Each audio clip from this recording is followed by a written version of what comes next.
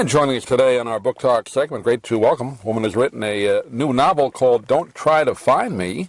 And it's kind of a mystery. It involves also social media, a really interesting plot line, too. We're joined today by Holly Brown from out in the beautiful city of San Francisco today. And Holly, good to talk with you. How are you? Good to talk with you. I'm doing well. Yeah, this is, I understand, is your debut novel. Is that right? Yes, of this type, absolutely. Yeah, congratulations on that. A story that kind of takes from the headlines and from social media. It's kind of an interesting plot line you have in here. I don't want to give away too much. I did read through it, but I'll let you do that. What gave you the idea for the storyline? Yes, well, I was listening to NPR, and there was a man on there named Tony Loftus, and he had a PR background. His daughter had run away, and he had launched a social media campaign that helped to bring her home. And he had started a nonprofit to help other parents do the same. It was called FindYourMissingChild.org.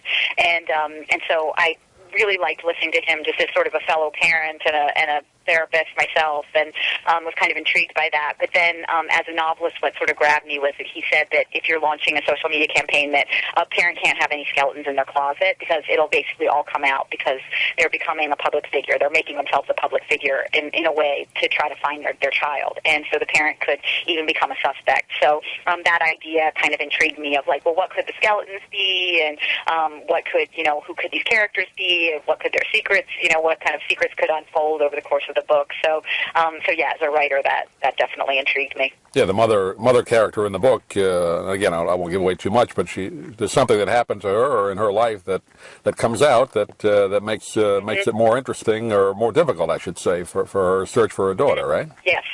So kind of a lot of little sort of secrets, kind of connecting to one big secret throughout the book. And then the daughter, Marley, who's run away, who's 14, also has a lot of secrets that she's been keeping too. Because I often think that in family, it's almost like secrets run in families, where it's like if there's like a lack of openness, then it kind of breeds more secrecy among the children as well as the parents. And so I'm kind of playing a lot with the family dynamics and also sort of the parallel stories between Rachel, the mother, and Marley, the daughter, because it's the book takes place as like alternating voices and alternating chapters, so you're kind of seeing what's happening to each of them in real time. Yeah, I thought that was interesting how you did that. Like you said, you'll get the mother's side of the story, and then it goes to the daughter, what she's going through at the same time. It almost reads, and maybe you had this idea in mind when you wrote it, like a movie, how you wrote it. Very, very well done. Oh, thank you. Yeah, I hadn't necessarily thought of the sort of cinematic aspects to it, but I think I was just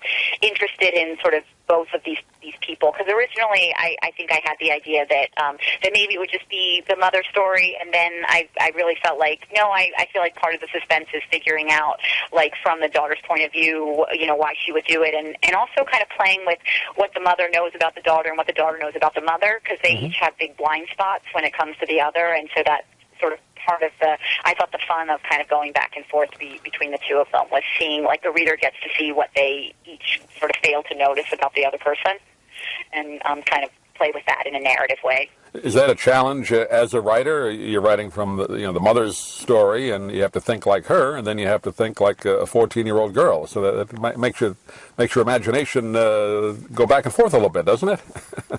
Yeah, it's an enjoyable challenge, absolutely. I mean, because I kind of, when I started, I was like, oh, is it going to be, should I really write all of the Marley chapters at once and write all of the Rachel chapters at once? And then, because then I wouldn't have to go back and forth so much, I could kind of just, like, live with one of them for a while. But the jumping back and forth ended up being a really, like, enjoyable part of the writing process for me, so I didn't end up doing it that way. So you wrote it pretty much straight through, almost from beginning to end, rather than skip around. Right. Yeah, right, yeah, kind of thing. Okay, so where is Marley right now? Where is Rachel right now? And how? And it's really great that they have kind of fact checkers and copywriters to kind of make sure that you keep the days straight and you keep all the sequences straight, because that sort of continuity stuff can get tricky. Thinking about, like, where is everybody right now? And is it Sunday? So it was a really enjoyable challenge for me. Now, Do you, I like to ask novelists this, do you plot out your story maybe in 6 or 7 pages before you start, or how do you go about kind of keeping the framework of your story there? Yes, I definitely have kind of an overview and so some notes, and it probably does run about 6 or 7 pages, maybe a little bit shorter. But I definitely have kind of major plot points in mind and the arc in mind, and then what I do in terms of the specifics, I tend to write notes at the top of each chapter that hasn't been written about 3 chapters ahead. So essentially, like if I'm writing chapter 2, I have notes for chapters 3, 4, and 5, so that I'm never looking at a blank screen, because I think that just as a writer you can get really psyched out by that. Yeah. Like you always kind of want to know where to start from the next time you sit down. So I make sure that I always have some idea of what the next scene is, and ideally like the next 3 or 4 scenes or chapters.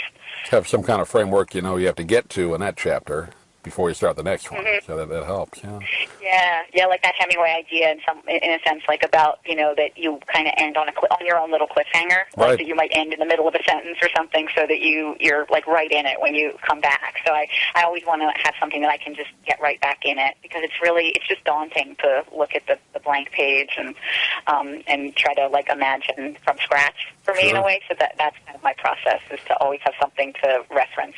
What I found fascinating, and one of the reasons I wanted to have you on when I got the blurb about the book that you were available, is the social media aspect to it. I think so many people obviously use it, but for different purposes. I didn't realize that this was actually based on true happenings. You said somebody who's actually lost their daughter or was missing, and they developed this website to find her.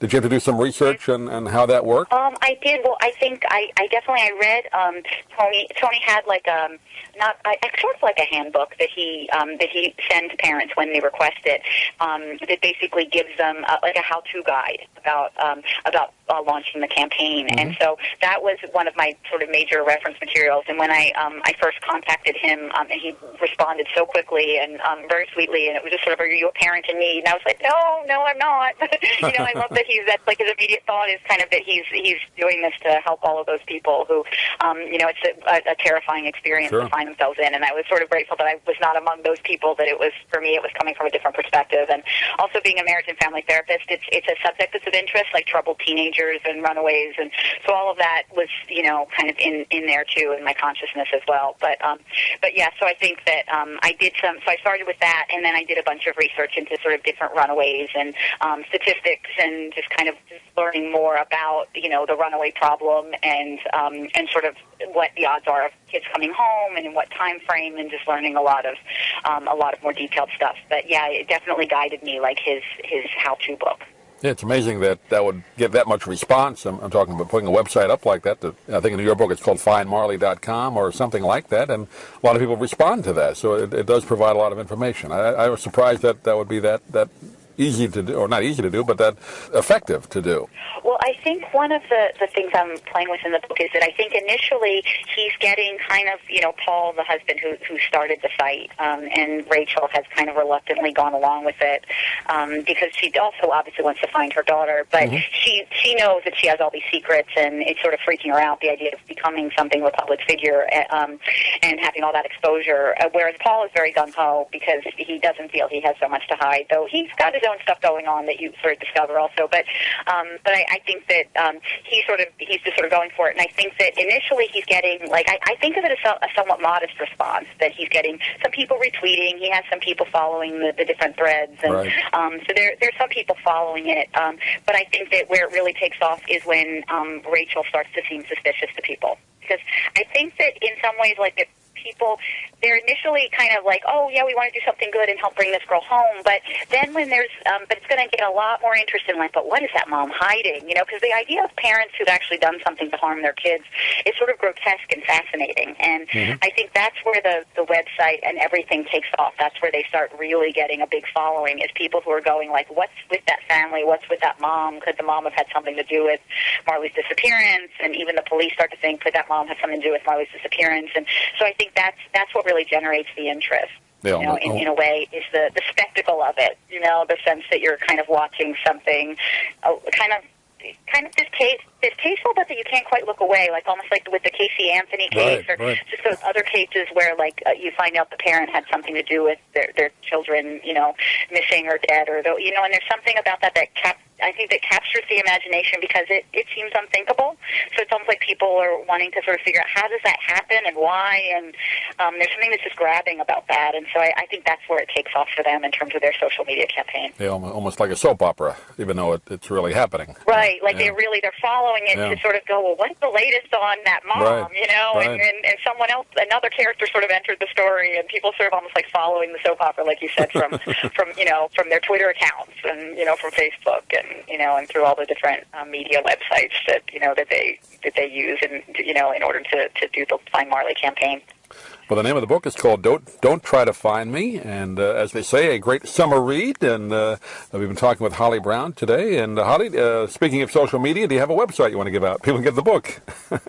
Yes, thank you. So I can be reached through my Facebook author page. So if you just type in Holly Brown author page, it's the first thing that'll pop up, and I'm always happy to like Skype in for book clubs if it's far away or if it's in the Bay Area. That I'm happy to come out and be a part of the discussion, and so yes, they can reach me through there. And also my blog is called Bonding Time, and that is over at psychcentral.com, and the blog sort of takes on like mental health issues because of being a marriage and family therapist, and also relationship issues. So they can find me at both of those places, and I'm always kind of happy to have some feedback from readers about their experience with the book, and just any interaction is kind of one of the fun things about having a book out in the world, is that you sort of get to connect with all these people. So if people want to write write to me, that would be a great place to do it. Would be through either the comment section on the blog or through my Facebook page. You have another one in the works? I do, yeah, and I think it's scheduled to come out next July. So, great. So I'm really excited about that. And it's kind of it's a bit. It also has sort of an alternating voice between a husband and a wife, but it maybe falls a little more under maybe like dark comedy, maybe more in the vein of The Silent Wife or Gone Girl or something more along those lines. And but I think it still has like a lot of interest in kind of psychology and dynamics between people and all of that. But it's going in a slightly different direction. But I think that people who enjoy Don't Try to Find Me would likely also enjoy that book, or at least that's my hope. Great. We'll definitely look forward to talking to you then, and please keep in touch with us, or at least through Newman, and we'd love to have you back on then. But first, get this book out there, let people read it, and they're going to enjoy it. It's called, again, Don't Try to Find Me. Holly Brown, thanks for joining us.